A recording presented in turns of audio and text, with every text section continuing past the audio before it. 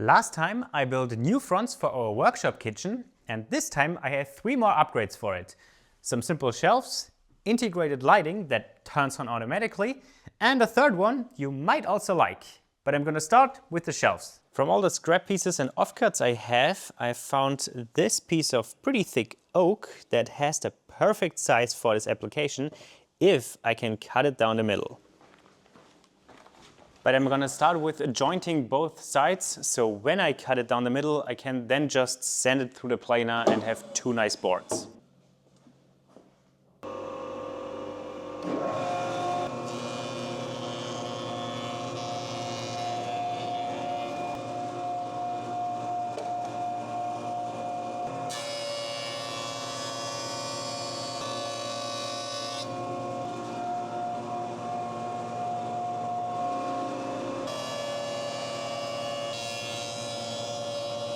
Smooth on both sides. I had to use the hand plane a little bit because at some places it was just a little bit too wide for the jointer, but that's okay.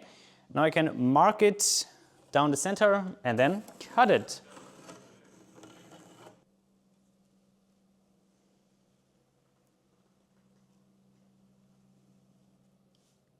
No splinter. Preparing an outfeed table. And setting up the saw to cut max thickness. And that's also what I need.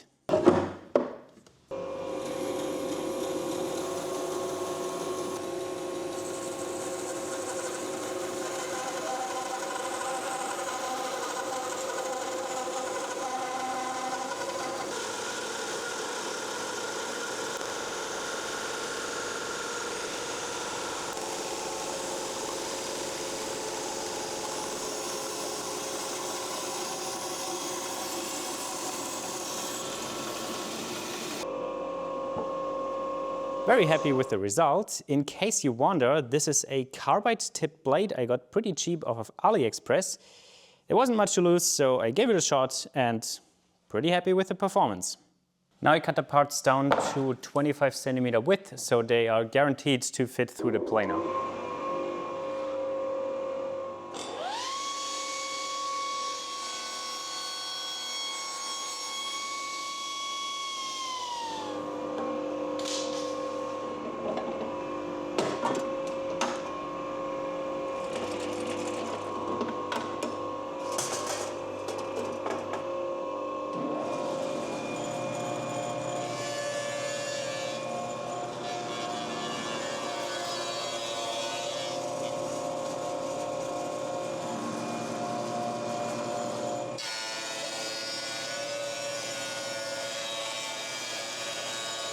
Well, that's the boards prepped already. I can cut them to length and fit them between the cabinets.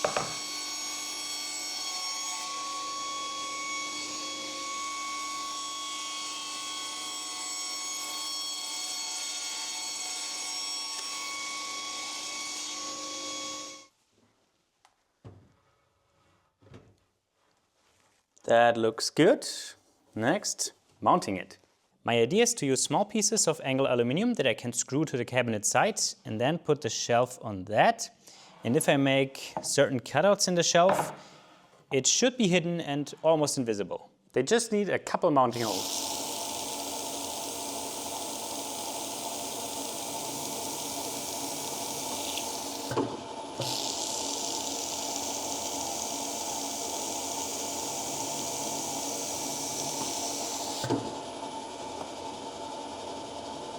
There I got some holes. Okay, now I set up my trim router with a bit to the height of the angle aluminum. And now I need to set the fence so it cuts the thickness of the angle aluminum, which I can do with just the pieces themselves.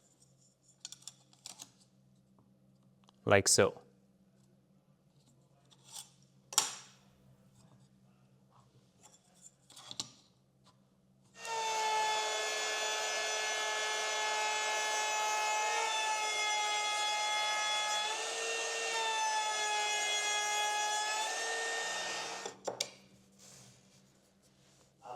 Good.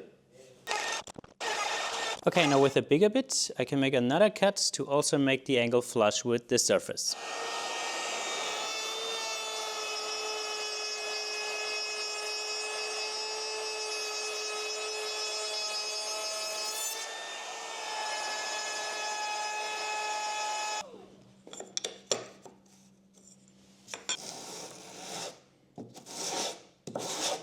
Okay, back in the kitchen, I now just need to mount the angle aluminium flush with the cabinet bottom.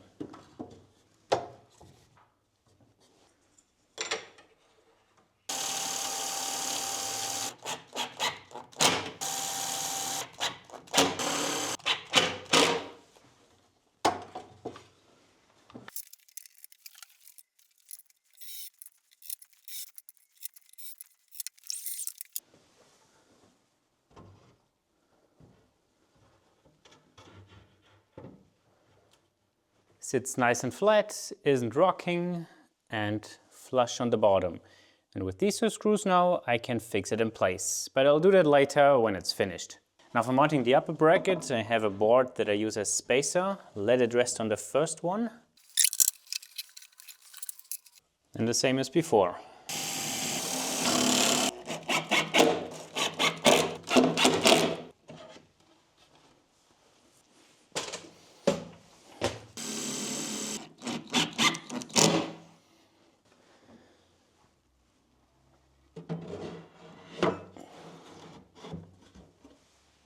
Looks good to me. I'll now apply a small roundover to the front edge, sand the surfaces a bit, and then apply a finish.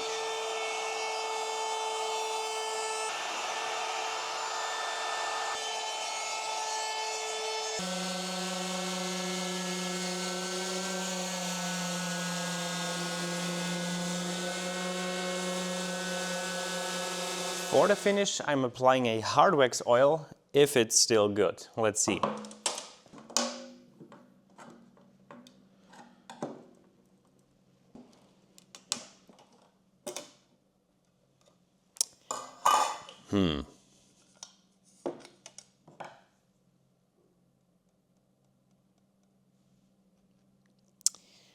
Maybe there's still good stuff underneath this layer.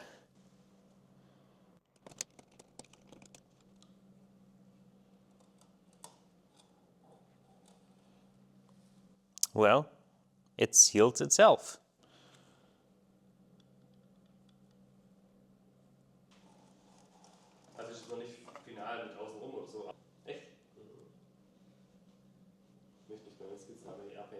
Kind of a single-use seal. But that looks still usable.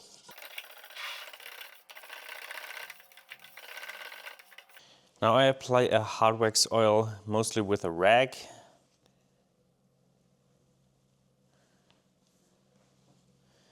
Spread it on my piece and kind of massage it in with a bit more pressure. That won't leave a lot of residue to wipe off afterwards and still have a good surface.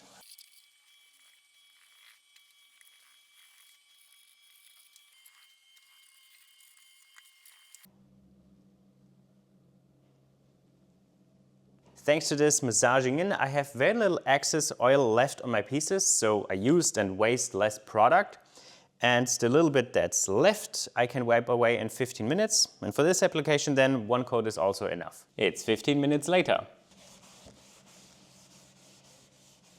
Now the shelves are dry.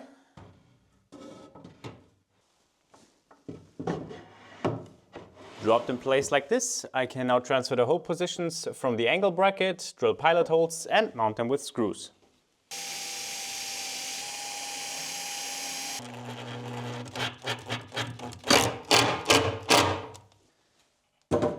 Perfect decoration. And that's the shelves already done. Pretty good fit in between the cabinets, I think. And it's the preparation for the next upgrade, which is some lighting underneath the shelves with this LED strip. This is a watertight and fully concealed unit that can stretch this whole length. Like so. And makes things nice and bright. Oh yeah, that's great. I just need to make some kind of rail with a slot where the strip can fit in, and that can be mounted to the underside of the shelves. And it should also kind of block the LEDs so they are not shining directly in your eyes when you're standing in front of them. I've got a strip of wood and cut it to length. And with a dovetail bit, I think I can cut a slot where the LED strip fits but cannot drop out. I made a test piece and this is exactly how I want it to be. Then I've made a setup on my router table with 2 featherboards to firmly pressed apart against the fence and the table, so I can easily feed it through and get a consistent slot.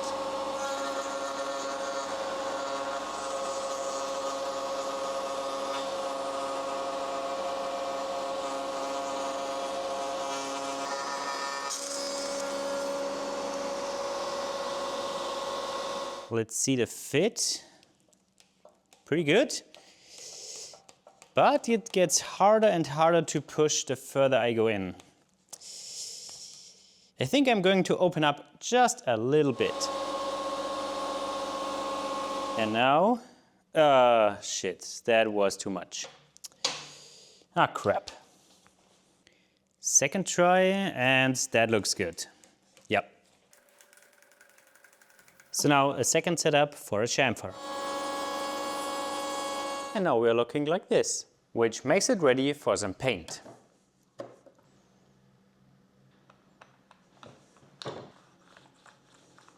While the paint is drying, I can try out and show you how the light's supposed to work, because I wanted to turn on automatically when I come near the kitchen. And light on. Come on. Robin had a leftover Shelly and presence detector that we can integrate into the workshop home assistant, and then the LED strip will be wired into this, which will do the switching, and this will trigger it when we come near it. Then Robin configured it real quick and I could try it out. The timing isn't quite right yet, but it can be adjusted later and I can move on with the assembly. I 3D printed an electrical box where all this can fit. The LED strip comes out one end directly, like so. The Shelly has some space here and I will cut off this plug and directly wire it into the Shelly. Except before that, I mount the box to the wall or at least drill the hole locations.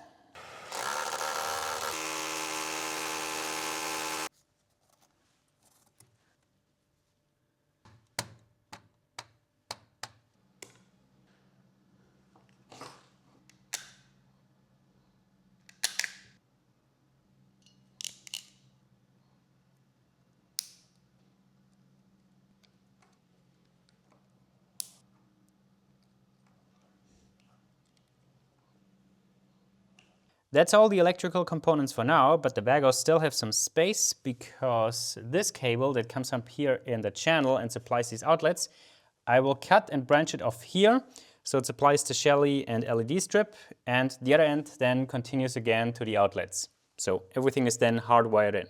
Now the paint is also dry and I printed some end caps that just fit on here. One with a hole for the LED strip and the other one is closed. I have to shove this all the way in.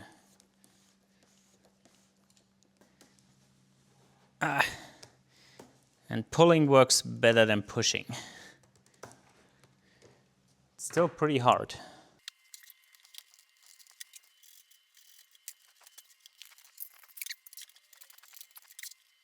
Okay, that's all the way in and can go in the kitchen.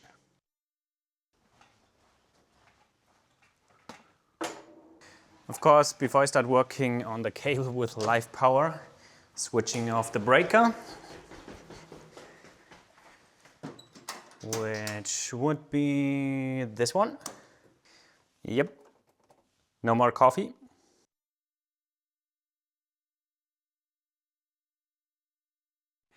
Okay, now all cables are cut to length, still need to hook them up, but now the light strip can go underneath the cabinet, like so. Trying to put it as close to the front edge as possible.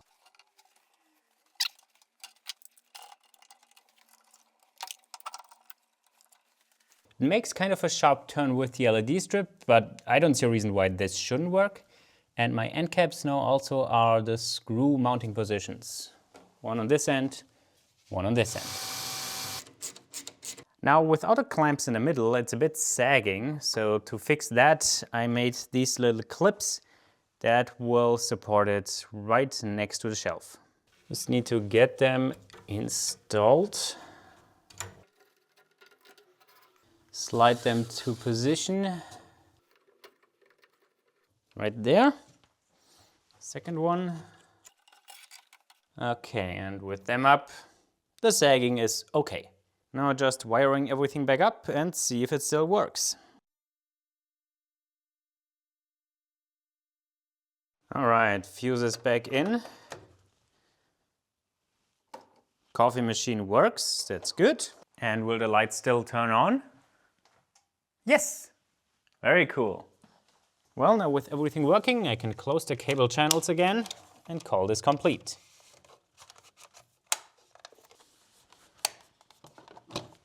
And now with it somewhat cleaned and decorated, and especially the garbage removed, it really looks quite good. And speaking about garbage, good transition to my last upgrade. This is our little garbage can with a lid and a bracket to hang it to a wall or door. And before I started making the fronts, it hung inside this cabinet door. But this orientation was never really practical because you always had to fully open the door or otherwise the lid wouldn't open. That was kind of annoying. So I turned some straps into this L-shaped bracket where this bracket now fits, and I can mount it like this to the door. And then the garbage can also hang like this.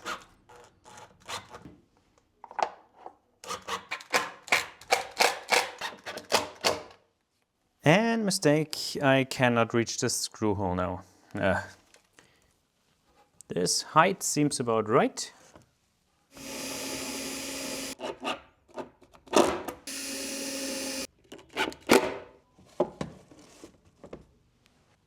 Great, that's how it should be, and I could call it finished already, but I don't know about you, but to me this arrangement screams for some kind of a string that opens the can automatically when I open the door.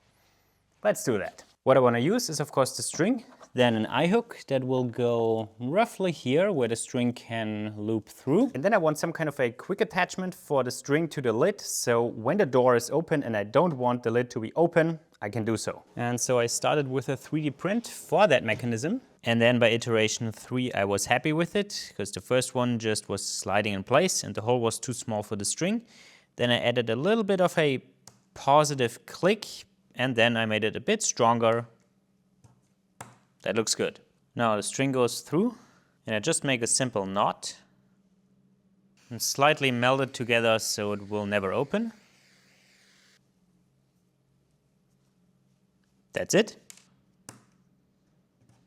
Got this temporarily mounted with some tape, and the hook can go in one of the existing holes just for testing like this.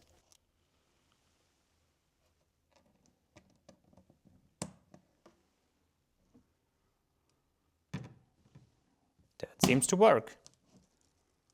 Now it's a bit of trial and error to find the right position of everything and the string length. I might also need to add a tension spring to give the string a little bit of flexibility. Let's see. Alright, I found a satisfying arrangement. Looks like this. It fully opens when the door is fully open and it doesn't touch anywhere when it closes or while it's opening. And the way it is now, the hook is all the way up here in the back and the string just comes back here in a hole where I could fix it. I can fix that anywhere. But yeah, that's it. No spring necessary. And now that I know where that needs to be, I mark where it is and can mount it properly. Which means 2 melt-in threaded inserts and 2 mounting holes with some tiny screws.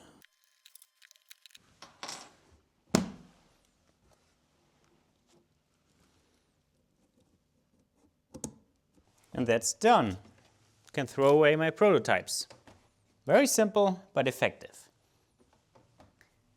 Small upgrades or relatively small upgrades that just make your life easier are always nice. Let me know which one of the 3 you like best.